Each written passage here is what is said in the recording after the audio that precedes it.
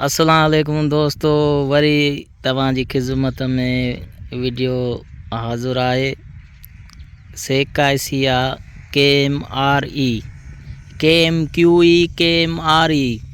चौथों लफ्ज़ ई अचे त उहो 16 GB आहे। सेकाइसिया में KMRE प्रॉपर EMCP।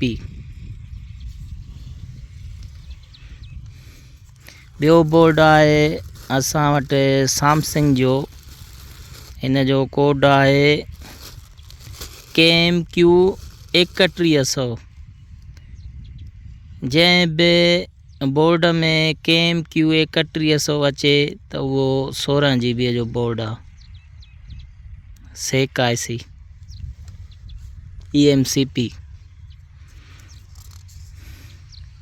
हे ॿियो बोर्ड आहे KMI-ATU।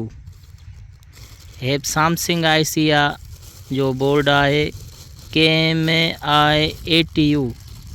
चौथों लफ्ज़ ATU अचे त उहो 16 GB आहे। EMCP proper. ॿियो असां वटि बोर्ड आयो आहे सेकाइसीअ जो, तव्हांखे नज़र नथो अचे, थोड़ो साफ़ कयूंसि। सेकाइसी ऑटो फोकस करणो पवंदो।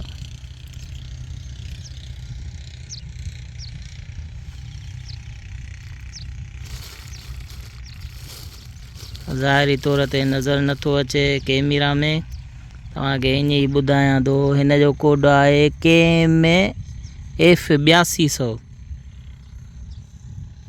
KMF 8200। जंहिं बि बोर्ड में KMF 82 अचे उहो 16 GB जो आहे। सेकाइसी प्रॉपर EMCP। ॿियो असां वटि माइक्रोन जो IC जो कोड आहे JY 950।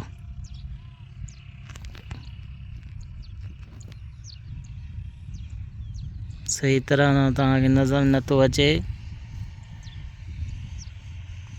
JY 950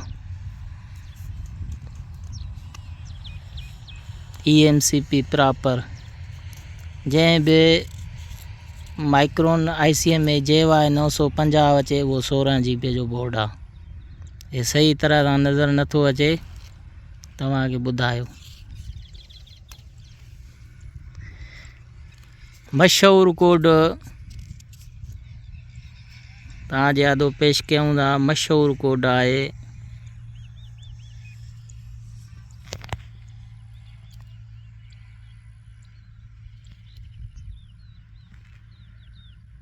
KMQE।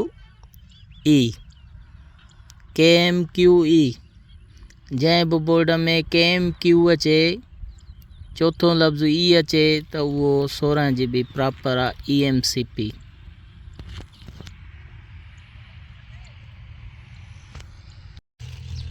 ॿियो हिकिड़ो बोर्ड आहे सैमसंग जो सेट आहे KM3V।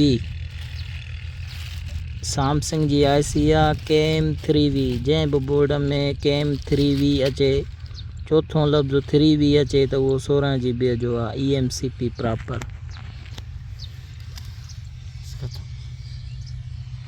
वरी तव्हांजी खिदमत में नई वीडियो सां हाज़िर थींदासीं।